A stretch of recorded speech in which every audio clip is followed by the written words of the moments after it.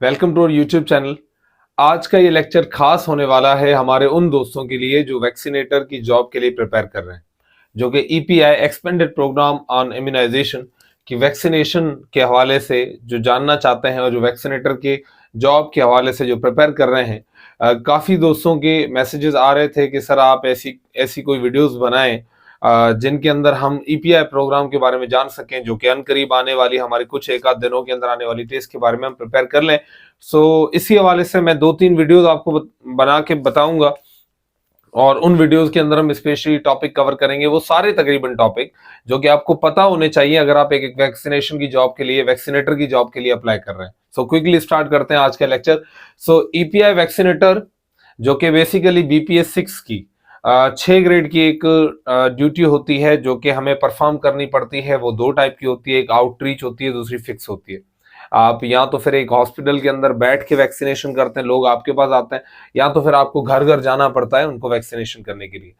ये एक बहुत अच्छी जॉब है और अगर आपकी कम्युनिकेशन स्किल्स अच्छी हैं, आप लोगों से अच्छा बातचीत कर सकते हैं, उनके साथ घुल मिल सकते हैं, तो ये जॉब आपके लिए बहुत ज्यादा अच्छी होने वाली है।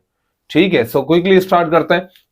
EPI expanded program on immunization, इसके बारे में कौन कौन सी चीजें आपको जाननी चाहिए और आने वाले लेक्चर्स के अंदर हम कौन कौन सी चीजों को कवर करने वाले हैं वो मैं बताने वाला हूं इस लेक्चर के अंदर। हमारे पास पहला हम पढ़ने वाले हैं the introduction of EPI. EPI expanded program on immunization, इसका इंट्रोडक्शन आपको ध्यान में होना चाहिए। कौन सा इंट्रोडक्शन? जैसे ईपीआई क्या है, ठीक है, पहला कि सर ईपीआई होता क्या है, व्हाट इट इज, एक्चुअली ये होता क्या है।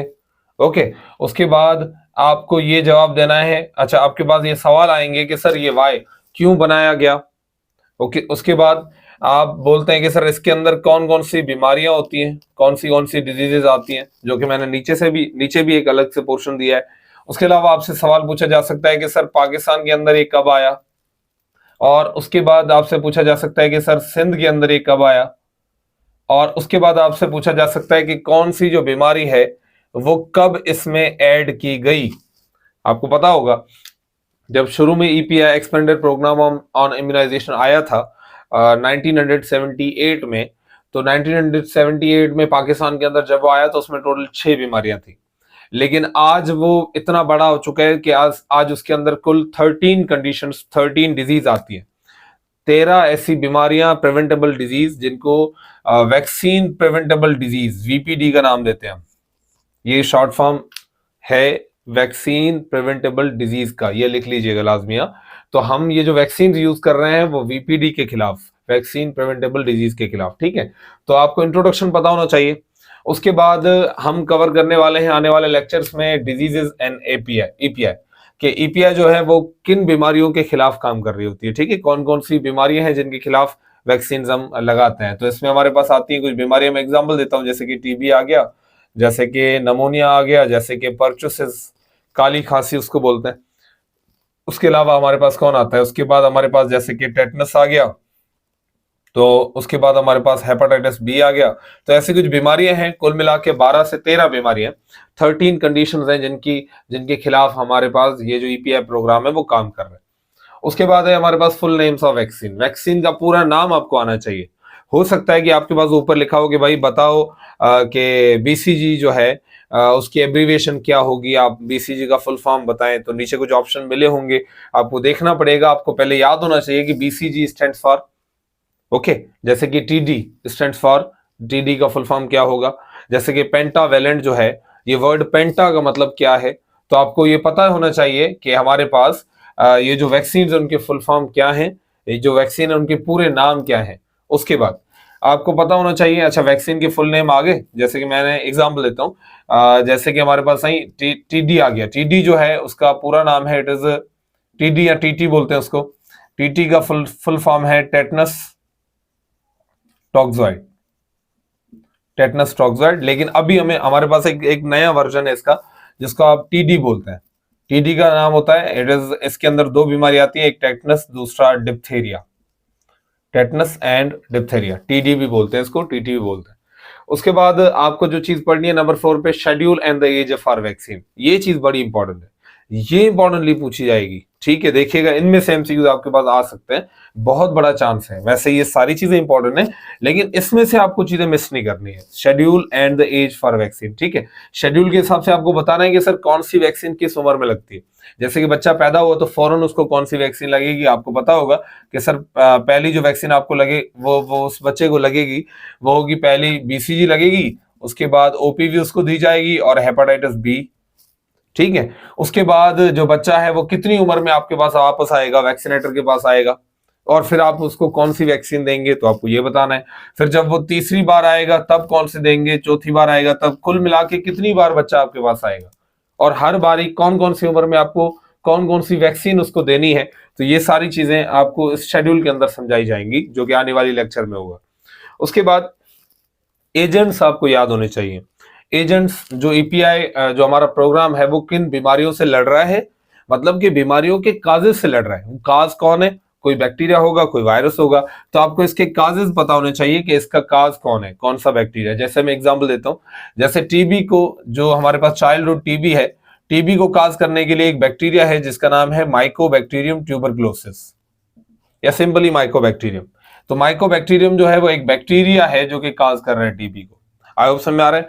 जैसे कि हमारे पास एक वैक्सीन है जिसको पीसीवी बोलते हैं, और ये नमोनिया के खिलाफ इस्तेमाल होती है।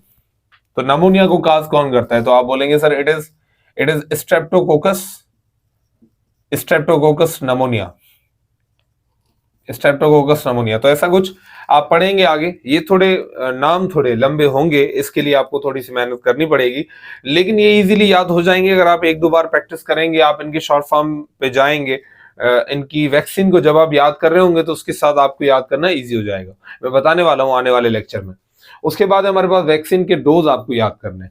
ठीक है, वैक्सीन के डोज याद करने के, सर आप कौन सी वैक्सीन कितना डोज देते हैं बच्चे को।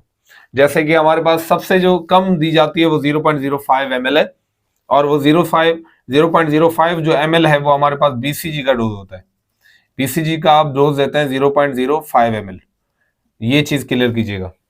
उसके बाद बाकी तकरीबन जो भी हमारे पास वैक्सीन है, जो भी आप बॉडी के अंदर इंजेक्ट कर रहे हैं, ठीक है, उसमें हमारे पास टीडी भी आ गया, हमारे पास हेपेटाइटिस बी भी आ गया, उसके बाद हमारे पास जो पेंटा हो गया, पीसीवी हो गया, ये सारी जो वैक्सीन है वो तकरीबन उनका जो डोज होता है वो 0.5 ml का होता है, 0.5 ml का। ओके, तो ये चीज आपको नोट करनी है, वैक्सीन के साथ डोजेज आप कितने कितने देंगे। उसके बाद आपको नोट करना है, जो चीजें पढ़नी है वो है route and angle for vaccine. Route and angle का मतलब होता है कि आपको ये बताना है कि सर ये जो वैक्सीन है वो आप इसको कौन से पार्ट में दोगे, किस तरीके से दोगे, कौन सी एंगल पे दोगे, ये चीज आपको याद होनी चाहिए। मिसाल के तौर पे मैं एग्जांपल देता हूं आपको, जैसे कि आपसे पूछा जाए कि भाई जो पेंटा है, जो पेंटा, इसको पेंटावेलेंट वैक्सीन बोलते हैं, 5 बीमारियों के खिलाफ होती है ये, इसके अंदर एंटीबॉडीज होती है। तो आप बोलेंगे सर ये जो पेंटा होती है वो कहाँ लगती है, आपसे पूछा जाएगा पेंटा कहाँ लगती है, तो आप बोलेंगे सर ये जो है इसके लिए हमारे पास जो पार्ट है, जो टारगेटेड पार्ट है वो कौन है, राइट थाई। आपको राइट थाई में इसको लगाना है। फिर आपसे पूछा जाएगा सर इसकी एंगल क्या होनी चाहिए, वैक्सीन जब आप लगा रहे हैं तो कौन सी एंगल पे लगाना चाहिए, 10 डिग्री पे, 20 डिग्री पे, 25 डिग्री पे, ठीक है, 45 डिग्री पे, 90 डिग्री पे, कौन सी पे, तो आप बोलेंगे सर ये लगेगा 90 डिग्री पे। आप समझ में आ रहा है। अच्छा, 90 डिग्री पे लग रहा है, कहाँ लगना चाहिए, ये चमड़ी के अंदर लगना चाहिए, चमड़ी के नीचे लगना चाहिए, मसल्स में लगना चाहिए, तो हम इसको बोलते हैं सर ये इसको इंट्रामस्कुलर लगाना चाहिए। इंट्रामस्कुलर मतलब ये मसल्स के अंदर जाना चाहिए, गोश्त के अंदर। ठीक है, राइट थाई में लगाना है, इंट्रामस्कुलर लगाना है, 90 डिग्री पे लगाना है। तो ये सारी चीजें route and angle for vaccine में आ जाएगा, ये क्लियर हो जाएगा इसमें। उसके बाद हम कवर करने वाले हैं कंपोजिशन एंड टाइप। आपको बताना है कि जो वैक्सीन उसकी कंपोजिशन क्या है, उसके अंदर क्या है। हमारे पास वैक्सीन की कुछ कैटेगरीज होती हैं, जैसे कि हमारे पास कुछ होती हैं टॉक्सॉइड वैक्सीन। टॉक्सॉइड्स होते हैं जिसमें बैक्टीरिया के कोई पर्टिकुलर पार्ट लेके हम उनसे एक टॉक्सॉइड वैक्सीन बनाते हैं, जिसका एग्जाम्पल हमारे पास टीडी है, या जिसको आप टीटी ले लें, टीटी जो हो गया ये हो गया। उसके बाद हमारे पास कुछ होती हैं कॉन्जुगेट वैक्सीन होती हैं, जैसे कि हमारे पास टीसीवी हो गया, इसको बोलते हैं typhoid conjugate vaccine. Typhoid conjugate vaccine TCV, ये होगी कॉन्जुगेट वैक्सीन, टीटी जो है वो टॉक्सोइड वैक्सीन है। तो आपको वैक्सीन के type depending upon their composition के हिसाब से आपको बताना है कि उसकी कंपोजिशन क्या है, उस हिसाब से उसके टाइप भी होंगे। ये चीज इसमें से इंपॉर्टेंट एमसीक्यूज आ सकते हैं। आगे हमारे पास लास्ट चीज होगी द बेसिक्स ऑफ इम्यूनिटी। आपको बेसिक्स ऑफ इम्यूनिटी पता होने चाहिए। बेसिक्स ऑफ इम्यूनिटी क्या होती है ये भी हम डिस्कस करने वाले हैं।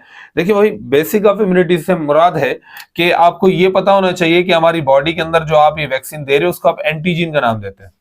पता है आपको एंटीजन क्या होता है? एंटीजन हमारी बॉडी के अंदर दिया जाने वाला कोई खास किस्म का प्रोटीन हो सकता है, कोई वायरस हो सकता है, कोई बैक्टीरिया हो सकता है, जो कि हमारी बॉडी के अंदर इम्यूनिटी को इंड्यूस करे, इम्यूनिटी को एक्टिवेट करे, जो इम्यूनिटी को स्टार्ट करवा दे। इम्यूनिटी क्या है? कुव्वत मुदाफिज बोलते हैं उसको, बीमारियों से लड़ने की ताकत को, पावर को बोलते हैं इम्यूनिटी। तो इम्यूनिटी को स्टार्ट करवाने वाला जो एजेंट होगा उसको एंटीजन बोलेंगे।